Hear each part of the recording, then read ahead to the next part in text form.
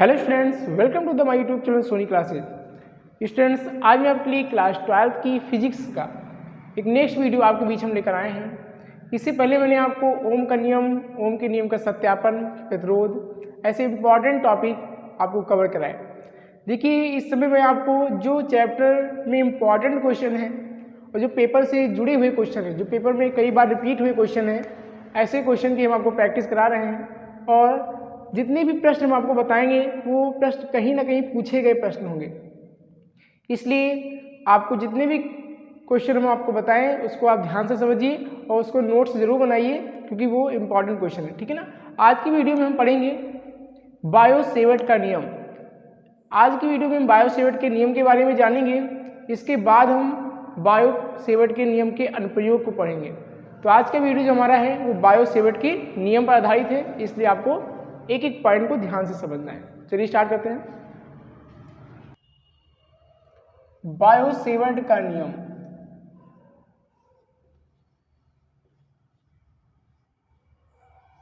देखिए, इससे पहले वाली वीडियो में मैंने आपको ऑर्स्टेड का नियम, जिन्होंने धारा के चुंबकीय प्रभाव पर सबसे पहले वर्क किया, उसके बाद एम्पियर ने, जो दूसरे नंबर के साइंटिस्ट थे एम्पियर, उन्होंने धारा के चुंबकीय प्रभाव पर वर्क किया। उसके बाद मैक्सवेल ने। तो तीनों नियम को मैंने आपको अच्छे से समझाया था। और आज हम एक चौथे साइंटिस्ट जो कि धारा के चुंबकीय प्रभाव पर वर्क किए थे, जो बायो-सेवर्ट हैं, उनके नियम को आज हम पढ़ेंगे। तो ध्यान दीजिएगा, बायो-सेवर्ट का नियम क्या है। एक इम्पॉर्टेंट बात ध्यान रखना, ये क्वेश्चन एक दूसरे नाम से पूछा जाता है, लाप्लास का नियम। इसको ध्यान रखना आप लोग। ये दूसरा है नियम, इसको इस नाम से पूछा जाता है, लाप्लास का नियम। इस नाम से भी आपको ध्यान रखना है, ठीक है ना। लाप्लास का नियम, इससे ज़्यादा प्रश्न बोलता है इस नाम से, तो दोनों नाम आपको ध्यान रखना है। लाप्लास का नियम, इसमें क्या है, फिगर को ध्यान समझना।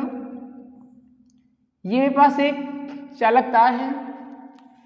अब यहाँ पर एक इम्पॉर्टेंट बात ध्यान रखनी है कि जो बायो-सेवर्ट का नियम होता है वो अल्पांश लंबाई के लिए होता है, ठीक है ना। अल्पांश लंबाई के लिए होता है। जैसे गॉस की प्रमेय क्या होता है, बंद पृष्ठ के लिए लागू होता है, वैसे ही बायो-सेवर्ट का जो नियम होता है वो अल्पांश लंबाई के लिए होता है, ठीक है ना। तो मान लेते हैं यहाँ पर एक बिंदु क्या है, O है, और यहाँ से R दूरी पर एक बिंदु है P, जहाँ पर हमें क्या करना है, चुंबकीय क्षेत्र की तीव्रता की गणना करनी है, ठीक। और इस चालक तार में मैंने I धारा को प्रवाहित किया हुआ है। अब यहाँ से अल्पांश लंबाई मान लेते हैं, यहाँ से यहाँ तक की जो अल्पांश लंबाई है, देखिए चालक तार की लंबाई L है, तो अल्पांश लंबाई क्या हो जाएगी, DL हो जाएगी, ठीक है ना। DL डिफरेंशिएट लेंथ हो जाएगी। अल्पांश लंबाई यहाँ पे D क्या है, एक छोटा सा भाग है, मतलब चालक तार की लंबाई L है, लेकिन अल्पांश लंबाई एक थोड़ी लंबाई की बात करें तो यहाँ पे क्या हो जाएगा, DL का मतलब छोटी लंबाई, ठीक है ना, डिफरेंशिएट लेंथ। तो ये आपका छोटी लंबाई हो जाएगा। और यहाँ पे इनके बीच का बना जो कोण होगा वो क्या हो जाएगा, थीटा हो जाएगा। इस प्रकार से आपको, इस प्रकार से फिगर आपको बनाना है, ठीक है ना। सबसे पहले ध्यान दीजिए आप। अब यहाँ पर क्या करना है, बायो-सेवर्ट के द्वारा 4 नियम हैं, उसको मैं आपको एक बता रहा हूँ, ध्यान समझना। कि पहला नियम क्या था, यहाँ पे जो चुंबकीय क्षेत्र होता है, चुंबकीय क्षेत्र वो इस चालक तार में प्रवाहित की गई धारा के समानुपाती होता है, यानी I के समानुपाती होता है। दूसरा नियम क्या था कि जो चुंबकीय क्षेत्र होता है, चुंबकीय क्षेत्र की तीव्रता वो इसकी अल्पांश लंबाई के यानी DL के समानुपाती होता है। और तीसरा क्या है, जो चुंबकीय क्षेत्र की तीव्रता होती है वो इनके बीच के बने कोण यानी साइन थीटा, इनके बीच का जो बना कोण थीटा है यानी साइन थीटा के समानुपाती होती है। और यहाँ चौथा क्या है,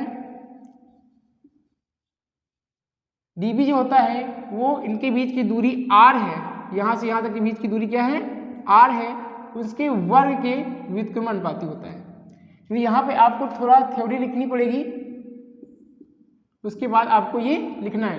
यानी यहाँ पे क्या लिखेंगे कि चालक तार में प्रवाहित की गई धारा चुंबकीय क्षेत्र की समानुपाती होती है। यहाँ पर आप लिखेंगे चालक तार की अल्पांश लंबाई चुंबकीय क्षेत्र के समानुपाती होती है, अनुक्रमानुपाती होती है, ठीक है ना। यहाँ पे क्या लिखेंगे कि चालक तार की लंबाई और r दूरी पर स्थित बिंदु P के बीच के बने कोण की क्या होती है, चुंबकीय क्षेत्र समानुपाती होती है। और बीच की जो यहाँ पे दूरी होती है, मतलब चालक तार से बिंदु P के बीच की दूरी के वर्ग के व्युत्क्रमानुपाती होती है। इस प्रकार से इसको आप लिखेंगे, उसके बाद ये पॉइंट लिखेंगे, ठीक है ना। अब इसको मान लेते हैं क्वेश्चन नंबर फर्स्ट, इसको मान लेते हैं हम सेकेंड, और इसको मान लेते हैं हम थर्ड, और इसको मान लेते हैं फोर्थ।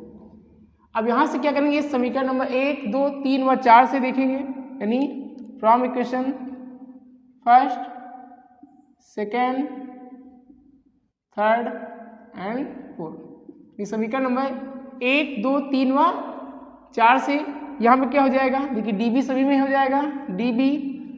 अब यहाँ पे समानुपाती का चिन्ह लगाएंगे। अब यहाँ पे क्या करेंगे, I D L sine theta, इन सभी का क्या कर लेंगे, यहाँ पे गुणा कर लेंगे। तो क्या हो जाएगा, आई डी एल साइन थीटा, आई डी एल साइन थीटा और बटे ये आर स्क्वायर हो जाएगा। इस प्रकार से क्या हो जाएगा, आर स्क्वायर। ध्यान दीजिए, यहाँ पे मैं आपको फिर से समझा दे रहा हूँ कि यहाँ पे dB समानुपाती का चिन्ह लगाएंगे, I into D L into sine theta, एक कम वही हो जाएगा, बटे क्या हो जाएगा हमारे पास, आर स्क्वायर हो जाएगा, ठीक। अब यहाँ पे क्या करना है, ध्यान दीजिए। अब यहाँ पे समानुपाती का चिन्ह जब हटाएंगे तो क्या लगाएंगे, बराबर का चिन्ह लगाएंगे। तो यहाँ पे हम बराबर का चिन्ह लगाएंगे, तो ध्यान दीजिएगा, यहाँ पे हम आपको बता रहे हैं, तो dB बराबर। अब जैसे ही यहाँ पे बराबर का चिन्ह लगेगा, एक कांस्टेंट का गुणा होगा। वो कांस्टेंट क्या होगा, म्यू नॉट अपान 4 पाई, म्यू नॉट अपान 4 पाई, ये कांस्टेंट का गुणा होता है। और बाकी हो जाएगा into I D L sine theta upon R square. इस प्रकार से ये हमारा क्या जाता है, बायो-सेवर्ट के नियम का ये चुंबकीय क्षेत्र के लिए सूत्र हो जाता है। जहाँ एक बात ध्यान रखनी है आपको, जहाँ म्यू नॉट अपान 4 पाई, म्यू नॉट अपान 4 पाई की वैल्यू होती है 10⁻⁷। इस बात को ध्यान रखना, न्यूमेरिकल में काम आएगा। तो इस प्रकार से बायो-सेवर्ट का नियम है, बहुत ही आसान है, कोई कठिन नहीं। बस इसको आप एक एक पॉइंट को ध्यान से समझते हुए चलिए, बाकी आप इसको 1-2 बार प्रैक्टिस करेंगे, बस आपको लगा लेंगे, ठीक। तो इस वीडियो में मैंने आपको बायो-सेवर्ट का नियम बताया। नेक्स्ट वीडियो में हम पढ़ेंगे बायो-सेवर्ट के नियम के अनुप्रयोग, जो कि सबसे ज़्यादा इंपॉर्टेंट टॉपिक है। मतलब बायो-सेवर्ट का नियम तो इम्पॉर्टेंट है ही, लेकिन उससे भी कहीं ज़्यादा बायो-सेवर्ट का अनुप्रयोग इम्पॉर्टेंट है, ठीक। यानी अनंत लंबाई के सीधे आवेशित तार के कारण उत्पन्न चुंबकीय क्षेत्र की जो तीव्रता होती है, उसके व्यंजक के लिए प्रश्न बहुत बार पूछा गया है, जो कि हम आपको नेक्स्ट वीडियो में समझाएंगे। तब तक आप इतना तैयार कीजिए, और वीडियो अगर पसंद आई हो तो वीडियो को लाइक जरूर किया करें आप लोग, ठीक है ना। और कमेंट में अपनी राय जरूर दें। अगर चैनल पर नए हैं तो चैनल को सब्सक्राइब भी जरूर करें, और जितना हम आपको पढ़ाएं उसके नोट्स जरूर बनाएं आप, ठीक है ना। तो चलिए फिर मिलते हैं नेक्स्ट वीडियो में। Thank you.